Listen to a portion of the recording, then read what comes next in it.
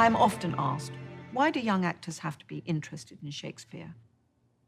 Young actors don't have to be interested in Shakespeare unless it gets them by the throat. He is recognized as the greatest playwright in the history of playwriting, basically. And the miracle is that he wrote in English. So us in America, us in Britain, it's our natural language. We are so lucky that that is the case, because we can understand the subtleties and the colors and the extraordinary layers of meaning in one line. We can understand, and so we're very privileged in that way. Shakespeare is a great training ground because it's so difficult. It's much harder than anything else you'll ever do. To try and find a way of speaking very heightened poetry in a naturalistic way is very, very difficult, let alone shouting it in a big theater. It's like the worst. So it's profoundly challenging. But the other great thing about Shakespeare is that you can play those scenes, those lines every night for 6 months, and almost every night you will find a different meaning in those lines, and possibly even a different way of saying it. And that was what I had the privilege of watching some of the great Shakespearean actors do that. And hopefully, certainly my ambition was to become one of those myself, was to see how they could, on a nightly basis, slightly modulate the line, because they were inhabiting it with a different thought each time. And maybe that's where Shakespeare is also very valuable, is you have to think in Shakespeare. You have to think, because the thought is so profound and complex. You can't just blah it out, You have to think as you're saying it. And you have to truly engage and live it. You have to live it. And in the end, that's where our art resides, isn't it? It's in living the moment. And we all talk about that moment and how difficult it is and how almost impossible it is and how once in a while you get there, and it's a miracle when you do. But living in that moment and Shakespeare at its best, when it's done to the best, that's how it is.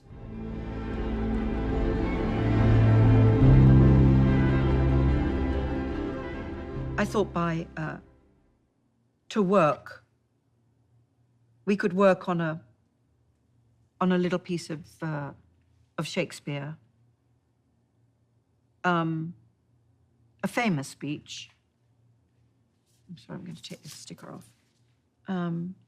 Which is, the quality of mercy is not strained. I don't think I've ever played Portia. I can't remember. I played Nerissa, but I don't think I've ever played Portia. I would have loved to have played Portia. So I don't know this speech sort of off by heart, except for how sort of famous it is. But the first thing by far, obviously, is just to read through the words and unpick the meaning. The quality of mercy is not strained. What does that mean, strained? I guess that means you find your own meaning. And sometimes what the literal meaning is one thing. But I think with Shakespeare, you're allowed to find your own meaning. It must have a meaning for you, not no meaning. But I think you're allowed to find your own meaning, because then the line lives for you. And as an actor, that's the most important thing. The line has to live for you and nobody else. So the quality of mercy is not strained. In other words, it's not thin, it should be generous. I think that's what that means. It droppeth as the gentle rain from heaven. That's very clear what that means. But gentle rain, it's not a pouring rain. It's just one of those gentle rains. Very soft. upon the place beneath. It droppeth as the gentle rain from heaven upon the place beneath. What a beautifully simple line that is. It just drops onto the ground below. Now it starts, but it is, there's no but in there, incidentally, it's me putting the but in. It is twice blessed. It blesseth him that gives and him that takes. That's what a beautiful idea that is. You're blessed twice by mercy. Of course, the person who receives the mercy is blessed, but the person who gives it is just as blessed. And that's very true, isn't it, about life, about generosity, about kindness. The mightiest, 'tis mightiest in the mightiest. And that beautiful use of those two words, mightiest. It is, mercy becomes more and more important the higher up you are in power. It is mightiest in the mightiest. It becomes the throned monarch better than his crown. That's very clear what that means. His scepter shows the force of temporal power. Temporal, obviously, meaning earthly power. And his scepter is the image of that, the force of temporal power, the attribute to awe and majesty, wherein doth sit the dread and fear of kings. So she's brought in the idea of mercy. Now she goes to sort of describe really what it is to be a monarch.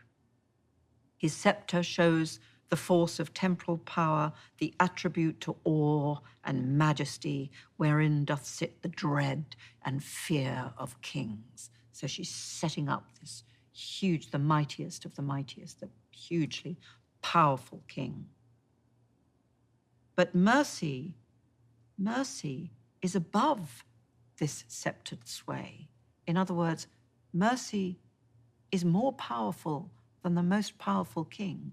Mercy is above this sceptered sway, and the way of describing what majesty is, what political power, whatever, sceptered sway, and the use of those two S's there. It's another thing Shakespeare you must always be conscious of.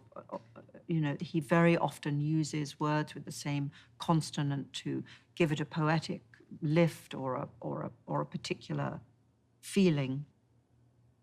It is enthroned in the hearts of kings, and there Shakespeare uses the word enthroned, bringing in this whole concept again of majesty, of thrones, but in this case using it as an image that mercy is enthroned in the hearts of kings.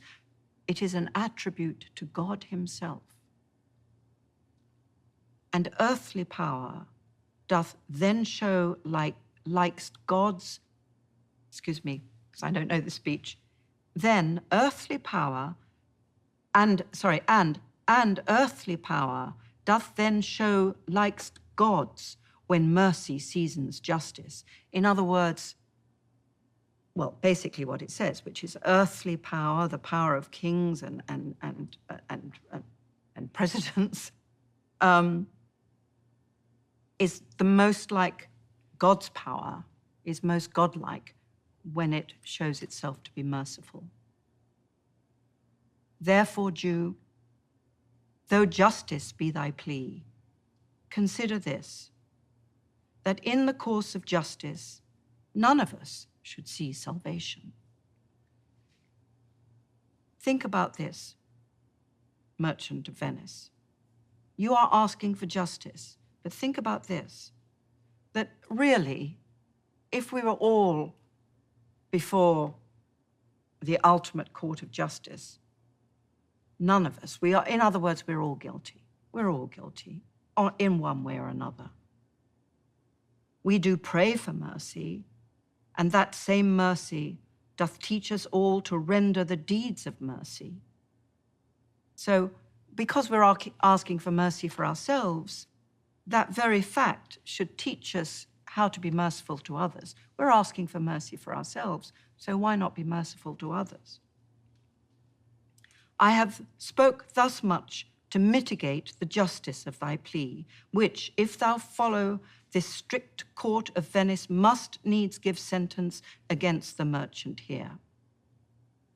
Now I have to work out what this means. I have spoke thus much to mitigate the justice of thy plea. I'm asking you to moderate the justice of your plea, which, if you follow your plea to its legal ends, this court must give sentence against the Jew. In other words, I'm not saying your case is wrong, your case is correct, but why not think about mercy? So in other words, it's a beautiful little riff on mercy. Anyway, so that's the sort of, I find with Shakespeare, this is quite a simple speech. It's not like some of Prospero's speeches, which are so complicated, but it's fairly simple. But it really helps to put the words into your own vernacular. As you break down the speech, put the words into your own vernacular. So at least you have an understanding of what it means for you. And then you can go back to the text. And then you can start seeing where you breathe, which is very important. Seeing where the line must carry on, mustn't stop. It's a funny thing about Shakespeare is that Australians always sound really good at Shakespeare because they always go up at the ends of their lines. The quality of mercy is not strained. It droppeth as a gentle rain from heaven upon the place beneath. It is twice blessed. It blesses him that gives and him that takes. It is mightiest in the mightiest. It becomes the throned monarch much better than his crown. So the fact that Australians naturally go up at the ends of lines is very good for Shakespeare. So think Australian when you do Shakespeare. Because what you don't want to do is the quality of mercy is not strained. It droppeth as the gentle rain from heaven upon the place beneath. It is twice blessed. It blesseth him that gives and him that takes. In other words, you absolutely have to fight this thing of going down at the ends of the lines. And the Australian thing of lifting the end of the line sounds like you're going on to the next line and on, and that's what you want to sound like in Shakespeare. So, the quality of mercy is not strained. It droppeth as the gentle rain from heaven upon the place beneath. You've got to find the breath for that. It is twice blessed. And it's not a full stop, but there's a semicolon there. And in Shakespeare, it's good to pay attention to these grammatical points. It blesseth him that gives and him that takes, full stop. So you can stop there. 'Tis mightiest, in other words, new thought. 'Tis mightiest in the mightiest. It becomes the throned monarch better than his crown. And this is probably where you need, sometimes in Shakespeare, you really have to find a lot of breath because the thought is going to carry through, and it's going to be a complicated thought that will begin with one thought, go on to another, and then come back to the original thought and finish off. So you have to have the breath to carry that through. Or you have to find a moment where you can breathe very quickly and then allow it to carry on. His scepter shows the force of temporal power, the attribute to awe and majesty, wherein doth sit the dread and fear of kings. But mercy is above this sceptred sway. It is enthroned in the hearts of kings. So anyway, that's a little understanding of the very beginnings of how to look at a Shakespearean speech. Again, pay attention to the words, but also pay attention to the meaning and really fight to get the meaning out and find the right places to emphasize. There's a famous, thing about to be or not to be. That is the question, to be or not to be? That is the question. To be or not to be, that is the question. To be or not to be, that is the question, whether 'tis nobler. I mean, there's like a million ways to play any single Shakespearean line. And if you are playing Shakespeare in a show where you play it every night, you have the incredible material to explore and re-examine and reinvent and reinterpret every night. And not much writing is like that.